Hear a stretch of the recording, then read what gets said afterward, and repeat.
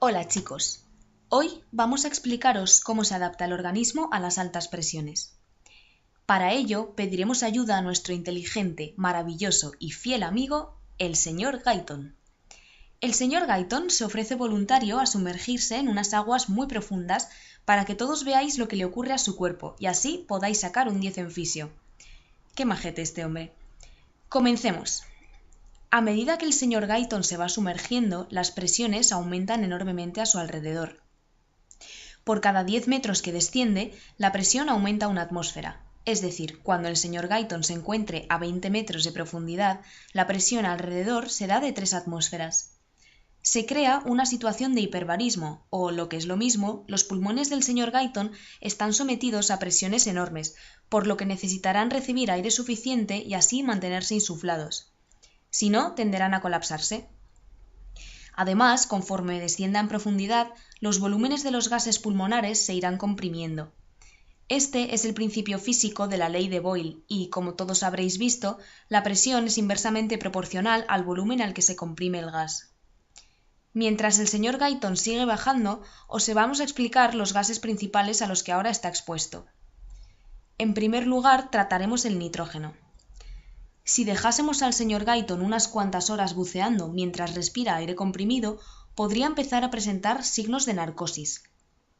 Sobre unos 36 metros, el señor Guyton comenzaría a mostrarse más jovial. A los 60 presentaría signos de somnolencia, y sobre los 75 se volvería casi inútil en su función como buceador. En otras palabras, y para que lo entendáis todos mejor, el señor Guyton estaría como si llevase, digamos, una copita de más. De hecho, muchos autores hablan de la narcosis en buceadores como la borrachera de las profundidades. Esto se debe a que el nitrógeno se disuelve en las grasas corporales del señor Guyton y con ello en los lípidos de las membranas neuronales, donde reduce su excitabilidad.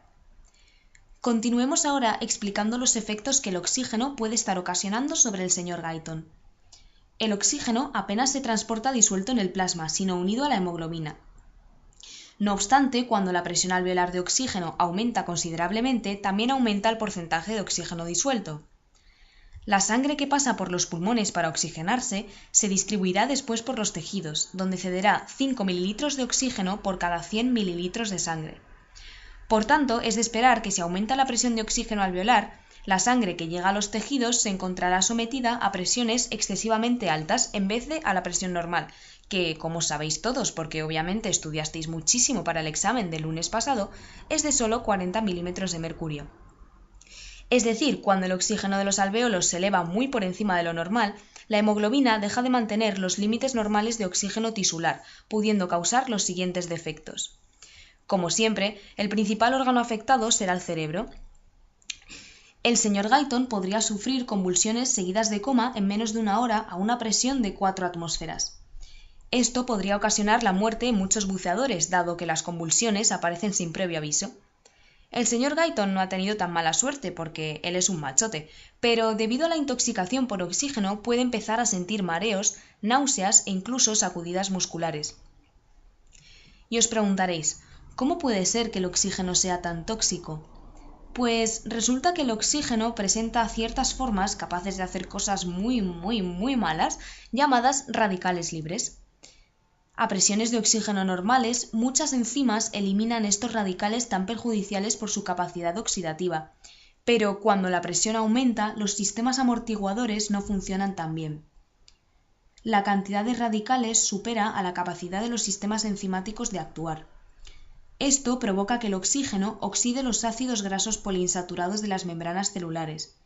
Como el sistema nervioso tiene muchos lípidos, se verá muy afectado por la intoxicación de oxígeno. Además, el sistema respiratorio también se ve afectado. Si dejásemos al señor Guyton 12 horas a una presión de una atmósfera de oxígeno, sus vías aéreas se congestionarían, se formaría edema pulmonar y se dañaría el revestimiento de bronquios y alveolos, disminuyendo el volumen pulmonar. Por último, antes de que el señor Guyton se nos asfixie, vamos a explicaros los efectos del dióxido de carbono. Como el equipo de buceo del señor Guyton está bien diseñado, no debería tener problemas de intoxicación por dióxido de carbono. Esto se debe a que la profundidad no aumenta la presión de este gas en los pulmones. Es decir, siempre que el señor Guyton continúe respirando un volumen corriente normal, seguirá expirando el dióxido de carbono a medida que lo produce y por tanto la cantidad alveolar será su valor normal.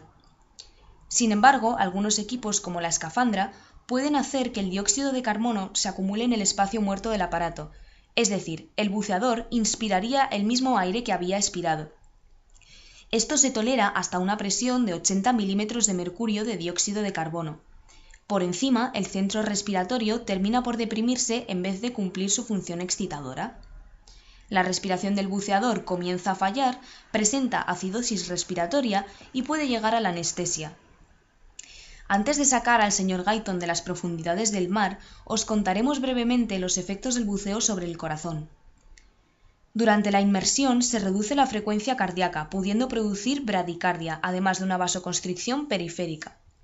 El agua fría puede incrementar estos efectos. Dado que ya llevamos un buen rato hablando, es hora de sacar al señor Guyton del agua para que no se asfixie. Como todos estáis pensando, no podemos hacerlo de golpe. Esto se debe a que, como el señor Guyton ha estado muchas horas bajo el agua, el nitrógeno ha saturado los tejidos y no es metabolizado por el organismo. Así, permanece disuelto hasta que su presión en los pulmones disminuye y en ese momento comienza a eliminarse. El señor Guyton necesitará varias horas para que su presión de nitrógeno se equilibre con la presión alveolar, porque la sangre fluye más despacio y el nitrógeno no tiene tanta facilidad para difundir como en condiciones normales. El nitrógeno se irá eliminando por los pulmones a una velocidad suficientemente elevada. Si esto no se hace bien y el señor Guyton asciende de golpe a la superficie, podría padecer la enfermedad por descompresión. Esto se debe a que los tejidos del buceador presentan una presión de nitrógeno muy elevada, porque el nitrógeno del entorno se ha disuelto en sus tejidos. Mientras el señor Guyton permanezca a gran profundidad, la presión contra la parte externa de su cuerpo ejerce en los tejidos la compresión suficiente para que el nitrógeno se mantenga disuelto. Pero, si el señor Guyton asciende de golpe a la superficie, la presión en la parte externa de su cuerpo disminuye bruscamente, mientras que la presión tisular sigue manteniéndose muy elevada. Como la presión intracorporal es muy superior a la del medio externo, se pueden formar grandes burbujas de los gases que antes estaban disueltos y taponar los vasos sanguíneos. Si esto pasara, el señor Guyton presentaría dolor muscular y en las articulaciones, además de que se produciría isquemia tisular. En algunos casos, esta situación puede desembocar incluso en parálisis, asfixia o muerte. Os estaréis preguntando si no hay otra alternativa para que el señor Guyton no sufra esto. Pues sí que la hay. Consiste en utilizar helio en vez de nitrógeno en la mezcla de gases que inspirará el señor Guyton, dado que su efecto narcótico es menor, se disuelve menos en los tejidos y además apenas aumenta la resistencia en las vías aéreas. Por otro lado, podemos reducir la concentración de oxígeno de la mezcla gaseosa inspirada para que no resulte tan tóxico. Para terminar ya, los problemas del señor Guyton si estuviese en un submarino serían muy parecidos. A medida que el submarino asciende, los gases pulmonares se expanden pudiendo romper algún pequeño vaso pulmonar y causar una embolia. Como simple curiosidad, ¿sabíais que si la tripulación de un submarino fumase tabaco durante varias semanas, se podría liberar la cantidad suficiente de monóxido de carbono como para intoxicar al pobre señor Guyton? Después de toda esta charla ya podemos sacar al señor Guyton del agua. Ya sabéis, el buceo es maravilloso, pero cuidado con el entorno gaseoso. Muchas gracias, señor Guyton. Es usted un gran amigo.